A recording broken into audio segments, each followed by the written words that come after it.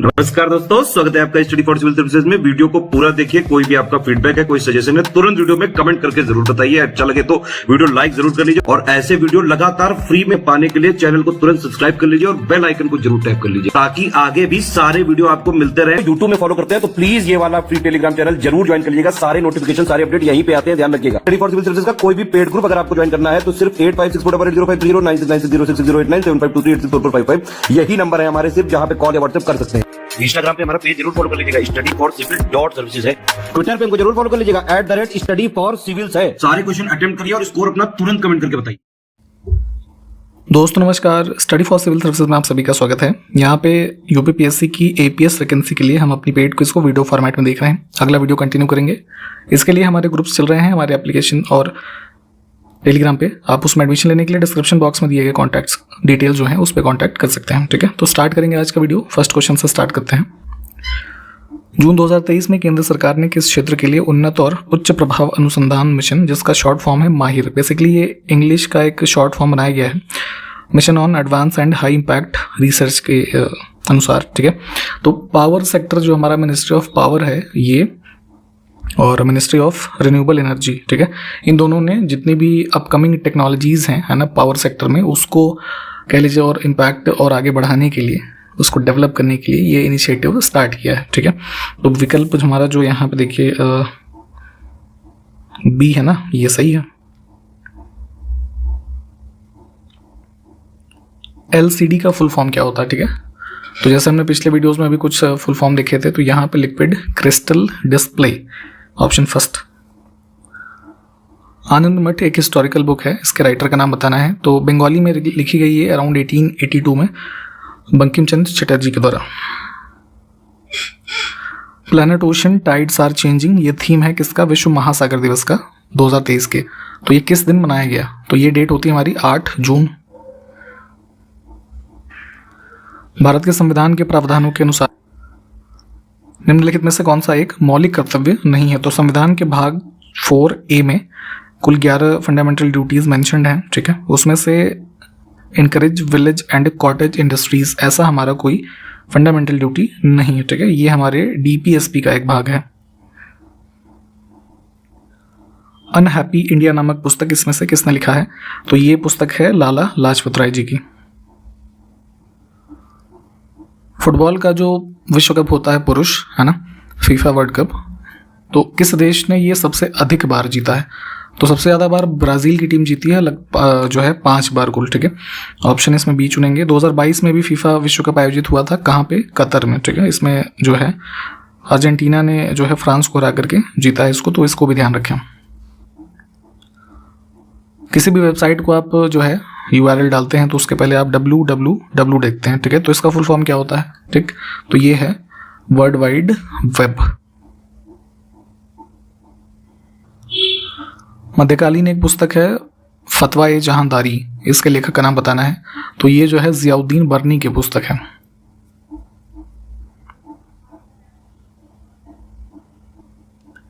गुलरुखी नाम से फारसी भाषा में कविताएं कौन लिखता था इसमें से? ठीक है, तो लोधी डायनेस्टी जो दिल्ली डायनेस्टीज में से सबसे आखिरी हुई, उसका शासक था सिकंदर लोधी। ठीक है, आगरा शहर जो वर्तमान का है, इसके जो है कह लीजिए फाउंडेशन का भी श्रेय इसको जाता है।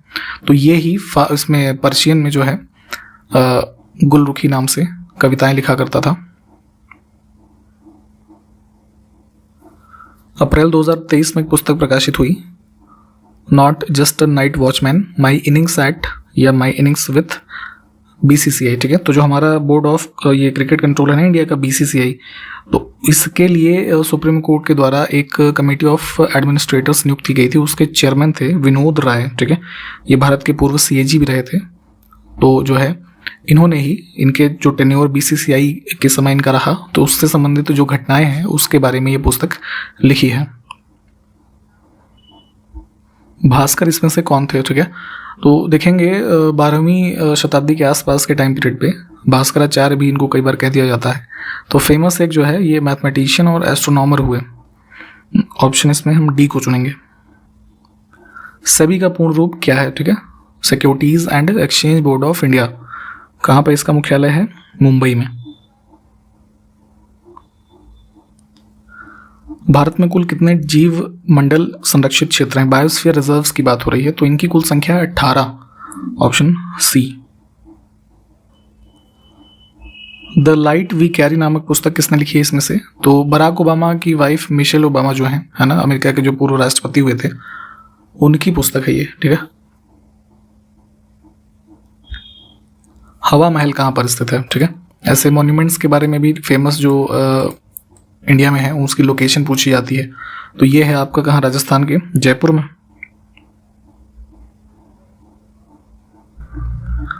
अगला है शशगनी नामक चांदी का सिक्का किसने चलाया था? मुगल काल में और उससे पहले दिल्ली सल्तनत में सिक्के कई सारे चलाए गए, ये पूछे जाते हैं। तो उसी में से एक ये था, फिरोज शाह तुगलक ने चलाया था।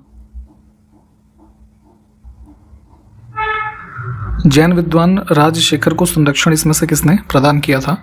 तो देखेंगे दिल्ली सल्तनत काल में तुगलक डायनेस्टी में मोहम्मद तुगलक जो है, मोहम्मद बिन तुगलक, राजशेखर और जैसे जिन प्रभा सूरी, इनके नाम ये ध्यान रखिएगा, ठीक है। नाटो का पूरा रूप क्या है ये बताना है, ठीक है। तो यूरोप के कुछ देश और नॉर्थ अमेरिकन रीजन जैसे यूएस और कनाडा का एक समूह है, ठीक है। 31 मेंबर्स हैं कुल इसमें। North Atlantic Treaty organisation.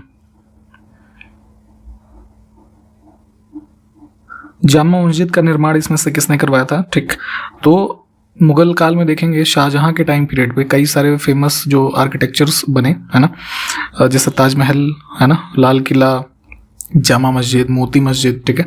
तो उसमें से एक ये भी है, ऑप्शन बी को चुनेंगे, दिल्ली में जो स्थित है। अंग्रेजों ने प्लासी के युद्ध के बाद बंगाल का नवाब इसमें से किसको बनाया था ये बताना है। तो 1757 एडी में बैटल ऑफ जो प्लासी है, ठीक, इसके बाद यहाँ पे मीर जाफर को बनाया जाता है, ऑप्शन सी। सिकंदर लोदी ने आगरा की स्थापना कब की थी? अभी हमने ऊपर भी बात की थी, तो 1504 एडी में। भारत में जो भी टेलीकॉम से संबंधित एक्टिविटीज़ हैं उसकी रेगुलेटरी बॉडी है जो ट्राई, इसका फुल फॉर्म बताना है। तो telecom regulatory authority of India. Somnath मंदिर किस राज्य में स्थित है? ठीक है, तो जो है गुजरात में ये एंशिएंट टाइम पे रहा। जो आप 17 बार इस पे आक्रमण की घटना पढ़ते हैं, तो कौन था ये इन्वेडर? जरा ये कमेंट करके बताइए। इसमें कौन सा युग्म सुमेलित नहीं है? 5 ईयर प्लान्स के लिस्ट लिखे हुए हैं और संबंधित ईयर, ठीक है। तो जो चौथा प्लान हमारा है उसका ईयर यहाँ पे गलत दिया हुआ है, 1969 से 74 के मध्य है ये।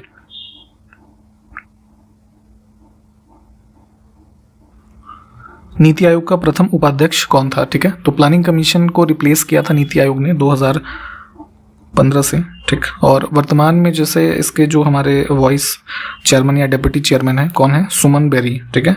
और चेयरमैन कौन होता है? भारत के तत्कालीन जो प्रधानमंत्री होते हैं वो तो अभी नरेंद्र मोदी हैं। और जो पहले ये बने 2015 में, तो ये थे कौन? अरविंद पनगड़िया। देश का पहला राज्य जिसके पास खुद की इंटरनेट सेवा है, तो जुलाई 2022 में ये अनाउंसमेंट की गई थी वहाँ के चीफ मिनिस्टर केरला स्टेट के द्वारा, ठीक है, पिनराई विजयन जो हैं, कि वहाँ पे पहला ऐसा स्टेट केरला बन गया है जिसके पास खुद की इंटरनेट सर्विसेज प्रोवाइड करने की क्षमता डेवलप कर ली गई है। हाल ही में क्रिप्टो विनियमन हेतु एक इनिशिएटिव स्टार्ट किया गया, markets in crypto assets, MiCA. इसको मंजूरी किसके द्वारा दी गई है? तो अप्रैल 2023 में यूरोपियन यूनियन की जो पार्लियामेंट है, इन्होंने इसको अप्रूव किया था। तो जैसे हमारी जो क्रिप्टो करेंसीज हैं, फॉर एग्जांपल बिटकॉइन वगैरह, तो इन सब को रेगुलेट करने के लिए ये प्रोग्राम जो है इन्होंने चलाया है। 5वें राज्य खाद्य सुरक्षा सूचकांक 2023 में बड़े राज्यों की श्रेणी में किस राज्य ने शीर्ष स्थान हासिल किया है? तो जुलाई 2023 में ये जो इंडेक्स रिलीज हुआ, इसमें पहले पोजीशन पे है केरला, सेकंड पे तमिलनाडु और थर्ड पे जो है ये नहीं सेकंड पे पंजाब है, थर्ड पे तमिलनाडु है, ठीक है। इसको ध्यान रखेंगे, टॉप 3 को ध्यान रखना है। जून 2023 में किस राज्य सरकार ने दुग्ध विकास और दुग्ध उत्पादन के क्षेत्र में अग्रणी राज्य बनने के लिए नंद बाबा दुग्ध मिशन योजना शुरू की है? तो ये उत्तर प्रदेश में ही योजना चलाई गई है मिल्क प्रोडक्शन को काफ़ी ज़्यादा बढ़ाने के लिए। और इसमें जो कुल पैसा अलॉट किया गया है 1000 करोड़ रुपए, ठीक है, इसको भी ध्यान रखेंगे।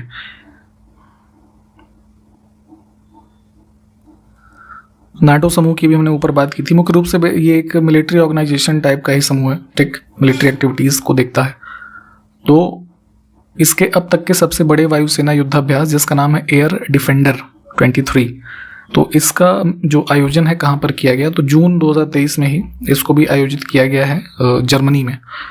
ठीक, ऑप्शन फर्स्ट। 7 जून 2023 को डीआरडीओ के द्वारा नई पीढ़ी की एक बैलिस्टिक मिसाइल अग्नि प्राइम का सफल परीक्षण कहाँ पर किया गया, तो ध्यान रखेंगे जो बैलिस्टिक मिसाइल है ये अग्नि प्राइम, और ये अब्दुल कलाम आइलैंड जो है उड़ीसा में, ठीक, यहाँ से इसको सक्सेसफुली टेस्ट किया गया है, और टेस्ट करने वाली एजेंसी डीआरडीओ है, इसको भी ध्यान रखेंगे। 1976 के 42वें संविधान संशोधन के माध्यम से भारतीय संविधान में कितने मौलिक कर्तव्य सम्मिलित किए गए, तो अभी हमने ऊपर भी बात की थी, तो जैसे 42nd अमेंडमेंट से भाग भी जोड़ा गया हमारा 4A, और कुल उस समय उसमें डाले गए थे 10 फंडामेंटल ड्यूटीज। ठीक है, अभी कितनी संख्या है 11, तो 11वां जो ऐड किया गया शिक्षा के संबंध में, ये हमारा एक अमेंडमेंट किया गया था 86th अमेंडमेंट वर्ष 2002 में। ठीक है, हड़प्पा काल का इनमें से कौन सा नगर 3 भागों में विभाजित था। ठीक है, तो वेस्टर्न कोर्ट से संबंधित जो हमारा जैसे गुजरात वगैरह का रीजन है इंडिया में, तो यहाँ की एक साइट है धौलावीरा। ठीक, ऑप्शन डी। तो ये मुख्य रूप से 3 भागों में विभाजित था। एक जो सबसे ऊपरी भाग होता था वो दुर्ग का भाग होता था कह लीजिए, फिर मध्य टाउन जो है ना उसका हिस्सा, और फिर नीचे लोअर टाउन। तो ऐसे कुछ यहाँ पे हमें एविडेंसेस इस स्थल से प्राप्त होते हैं, और ये यूनेस्को का जो है हेरिटेज साइट भी रिकॉग्नाइज किया गया है। कीथम झील या कीथम भी कहते हैं और सुर सरोवर पक्षी अभ्यारण्य निम्नलिखित में से किस शहर में स्थित है, तो उत्तर प्रदेश के आगरा जिले में। खादर और बांगर निम्नलिखित में से किस प्रकार की मिट्टी है, तो इंडो गैंगेटिक प्लेन जो देखेंगे गंगा कोस्ट के अलॉन्ग, तो यहाँ पे मुख्य रूप से इनकी उपस्थिति पाई जाती है, और जलोढ़ मिट्टी के एग्जाम्पल्स हैं ये। ठीक है, एलुवियल। निम्नलिखित में से कौन सी नदी उत्तर पिनाकिनी के नाम से भी जानी जाती है, तो नदियों के कई सारे उपनाम भी होते हैं, इन सब चीज़ों की जानकारी भी होनी ज़रूरी है। तो देखेंगे साउथ इंडिया की एक हमारी रिवर है पेन्नार। ठीक है, इसको कहा जाता है। लोकसभा में मतदान करते समय टाई की स्थिति में इसमें से किसके पास वोट डालने का अधिकार होता है, तो बेसिकली जैसे मान लीजिए किसी विषय पर लोकसभा में वोटिंग हो रही है ना, सारे मेंबर्स जो हैं, तो मान लीजिए जैसे 100 लोगों ने वोट डाला, तो 50 ने उसके पक्ष में डाल दिया, 50 ने विपक्ष में डाल दिया, तो अब वो बिल पास होगा नहीं ना, या जो भी विषय है वो पास ऐसे में तो होगा नहीं, एक ज़्यादा या एक कम होना चाहिए, तभी तो हार जीत होती है। तो ऐसी स्थिति में तो होता क्या है, नियम ये है कि पहली बार मतलब जो वोटिंग होगी तो उस समय लोकसभा के जो स्पीकर होते हैं वो वोट नहीं डालते, हालांकि वो उस हाउस के मेंबर हैं बट वो वोट डालते नहीं हैं। अगर ऐसी टाई की स्थिति बनती है तब उनके पास एक कास्टिंग वोट डालने का अधिकार है। ठीक, तो ध्यान रखेंगे, जिससे कि उस कह लीजिए जो बिल है या मसला जो भी है उसका निर्णय हो जाएगा। किस वर्ष में गंगा नदी को राष्ट्रीय नदी घोषित किया गया था, नेशनल रिवर डिक्लेयर किया गया था गंगा को नवंबर 2008 में। ठीक है, हाल ही में महिला फ्रेंच ओपन 2023 इसमें से किस खिलाड़ी ने जीता है, तो ये जो है जून में ही ये भी आयोजन हुआ था, इगा स्वियातेक, ऑप्शन बी में जो लिखी है, ये महिला एकल की जो है विजेता है। हाल ही में किस देश के खिलाड़ी डेनियल मेदवेदेव ने मियामी ओपन के फाइनल में जेनिक सिनर को हरा करके वर्ष का अपना चौथा एटीपी खिताब जीता है। तो जैसे फ्रेंच ओपन, यूएस ओपन ये सब हम पढ़ते हैं, तो वैसे ही मियामी ओपन का आयोजन भी जो है किया गया 2023 वर्ष में ही, और इसमें डेनियल मेदवेदेव जीते हैं। तो ये संबंधित है कहाँ से, रशिया से।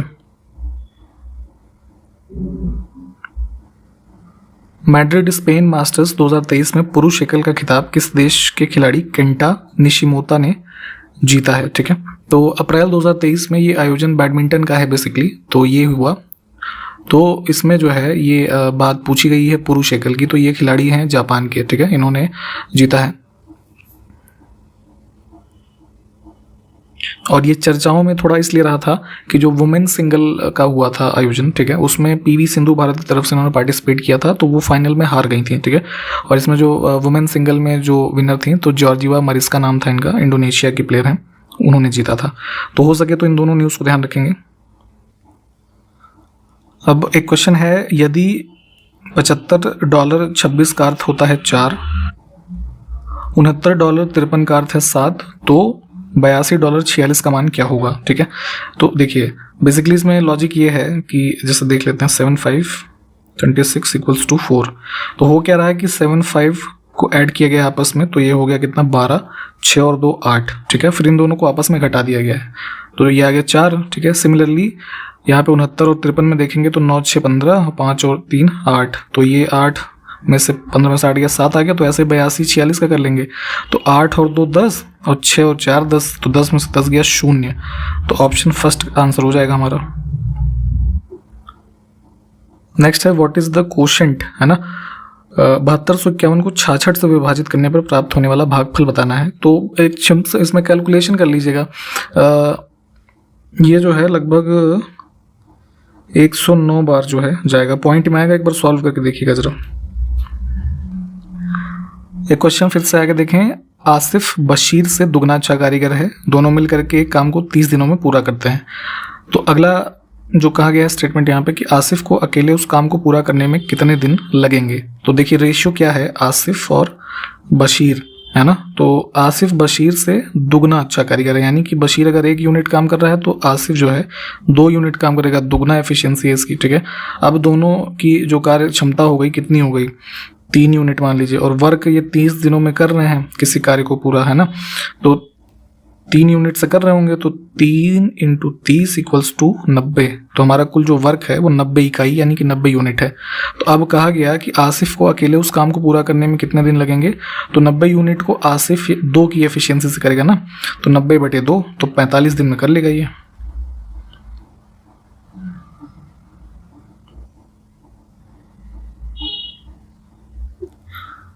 एक दुकानदार अपने माल का दाम 60% अधिक रख करके 25% की छूट देता है। यदि क्रय मूल्य उसका जो है 1600 रुपये है, तो बिक्री मूल्य का जो वैल्यू है वो रुपए में बतानी है हमको, ठीक। तो ऐसे कर सकते हैं, देखिए कॉस्ट प्राइस बताइए यहाँ पे 1600 रुपये, ठीक है। तो हम निकाल लेते हैं क्या, पहले मार्क्ड प्राइस।